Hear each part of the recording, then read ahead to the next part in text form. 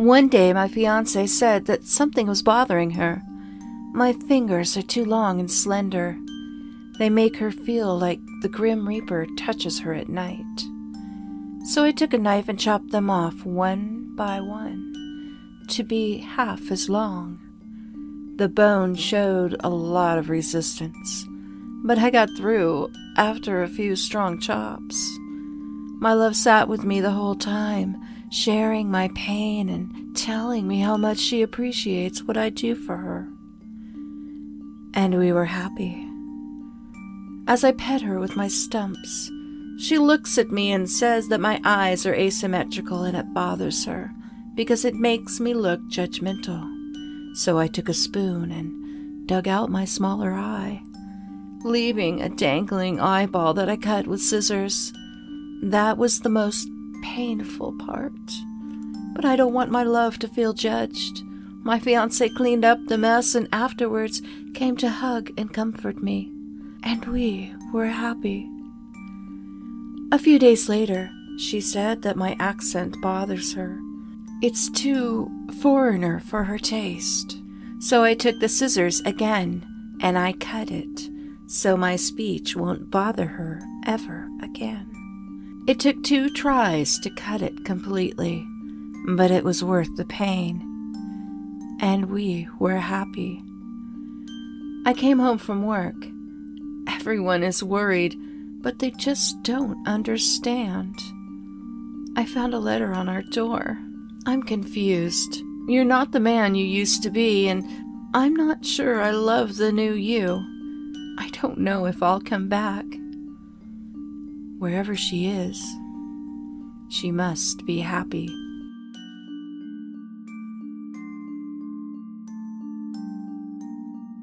She'd told him on their first date they'd gone to the movies to see the latest tragic romance, which had elicited quiet sobs from most of the women in the theater, but not her. As he walked her home, she told him about her one peculiarity. Inexplicably, she was unable to cry. Even as a baby, she had never cried. This revelation had little effect on their budding relationship. They were as happy as any normal couple, and after some time they decided to marry.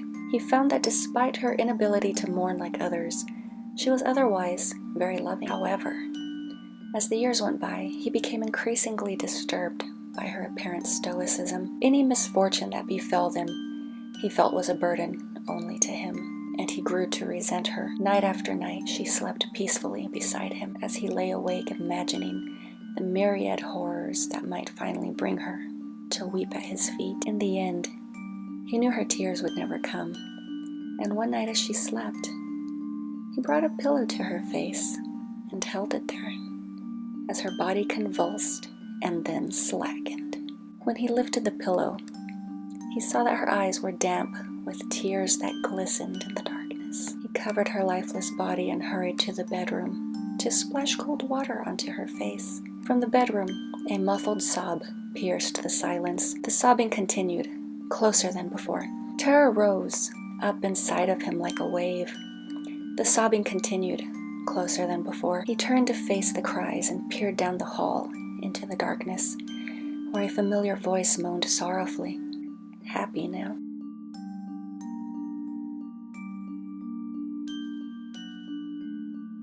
Don't turn around. It's such a cliché ending.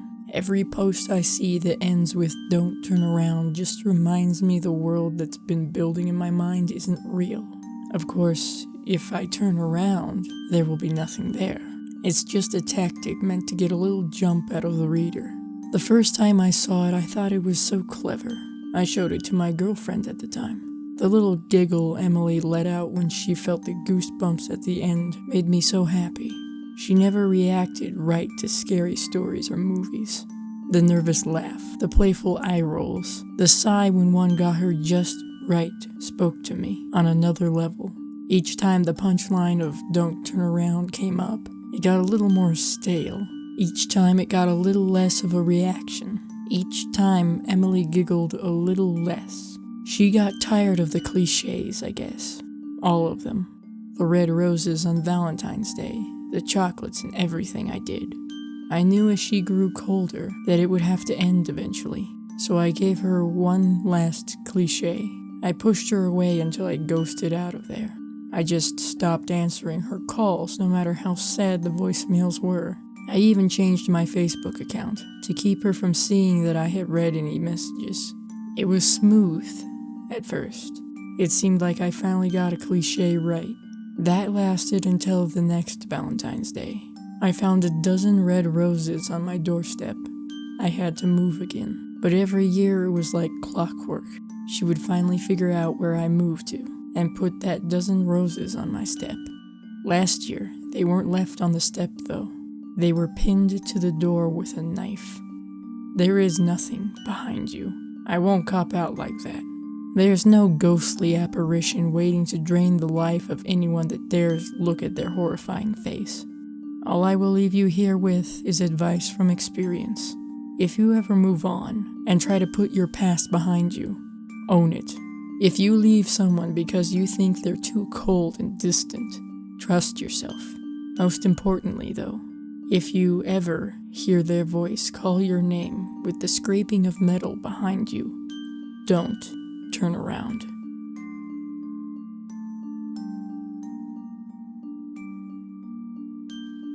I got out of my bed and sat there for a moment contemplating my life. Today is February 1st, and it was almost Valentine's Day. Still, with no one to share it with. Maybe I was meant to be alone. I opened my front porch to fetch the newspaper. What is this? I picked up a yellow envelope that was sitting on my mat. I opened it, and inside was a letter addressed to me. Dear Kobe, I have a confession to make. I have loved you since the day I laid eyes on you.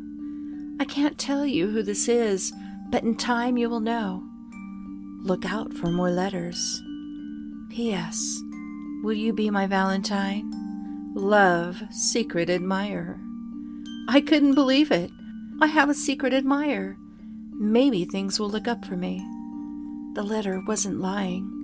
Every day I've received letters after letters. I think I'm falling in love.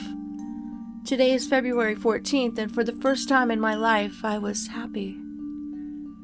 I picked up the last letter and ripped it open. A piece of my favorite chocolate appeared inside. How did they know? I plopped it in my mouth and unfolded the letter. Dear Kobe, I will finally tell you who I am. I know this will be hard to understand, but I am you, and you are me. I wanted you to feel loved and special for once. P.S. That chocolate you just ate? Well, there's poison in it. I know you were too much of a coward to do it, so I did it for you. Love, one of your multiple personalities.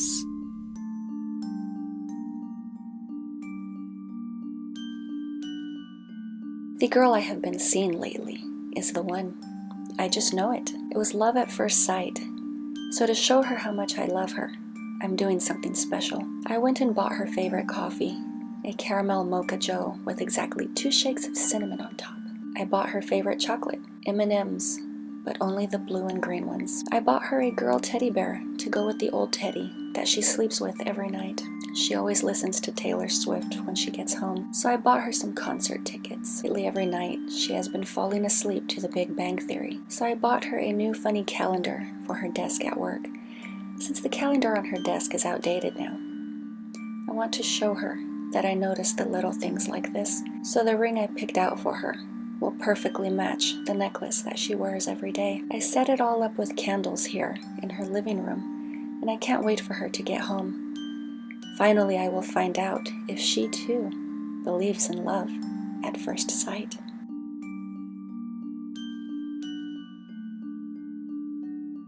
I'm a nice guy. I take care of her when she had one too many drinks.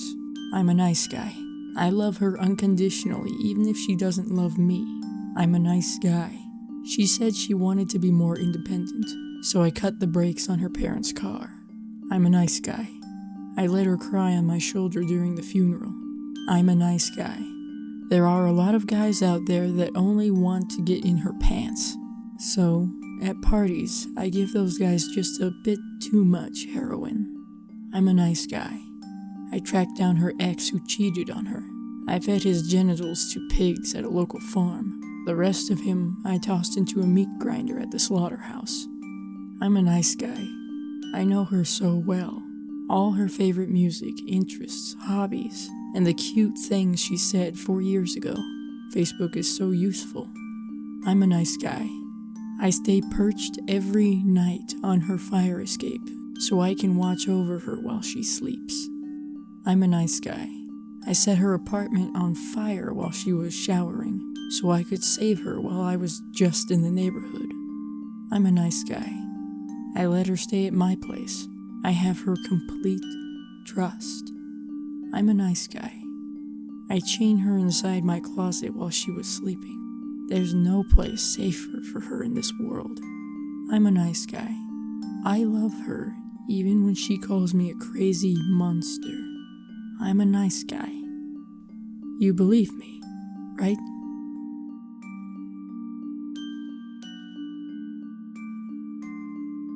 It was a beautiful day to leave work early.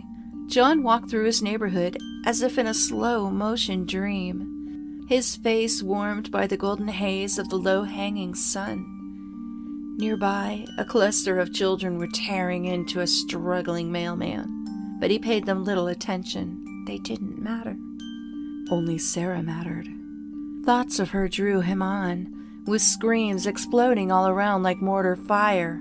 John heard only a piano, her piano, playing just for him. His pace slowly began to pick up speed as he neared his house. He angled through a yard, barely noticing the overturned sprinkler washing blood down a neighbor's driveway. The shortcut left his shoes muddy and brought him dangerously close to a woman digging through an old man's stomach. But he chanced it, as he'd already chanced so much today, only for her, only for Sarah. And at last he was home, and he was up the front porch and through the screen door, and he saw her, still here, thank God. He'd made it in time. She stood by the piano, her sundress radiant in the afternoon light, and just as he'd told her every day for the last 20 years, she looked as lovely to him as the day they'd met. He took her into his arms without a word. Let the world go to hell. John had her. He held her close, brushed back her hair, and as she sank her teeth deep into his throat, he kissed her cheek. He didn't mind, as long it was her. Only her. Only Sarah.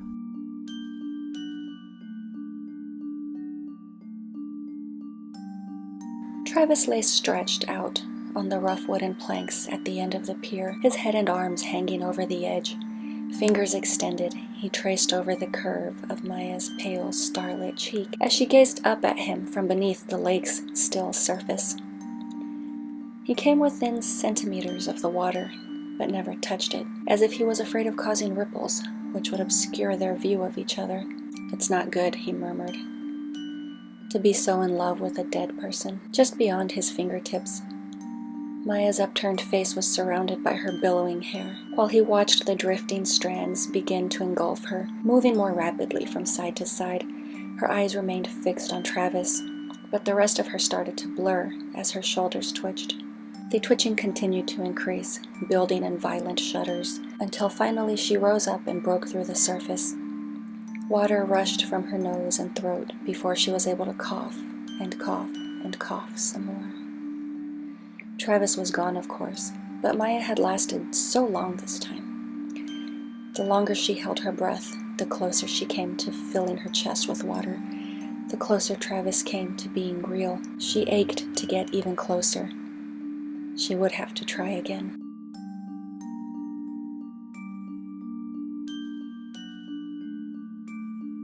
Aiden was sick and tired of his parents fighting. They would yell and scream at each other constantly. He could sense that it was escalating. His dad would go on longer and more frequent hunting trips. Mom would cry a lot. This made Aiden sad. The voices in Aiden's head tried to make him feel better, but nothing they said helped. Then one day at school, Valentine's Day in fact, Aiden learned a wonderful story about Cupid. This little chubby boy named Cupid was actually a god. He could make people love each other with a magic bow and arrow. The voices gave Aiden a wonderful idea. Later that day, when Aiden's father arrived home from yet another hunting trip, he opened the front door with a sigh and a shrug. A grinning Aiden stood there, arrow knocked, pointed right at him.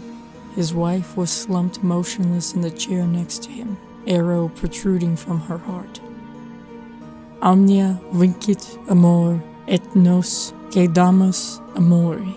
Aiden screamed this phrase in joy as he mimicked the voices in his head. He unleashed the projectile with a heart full of love.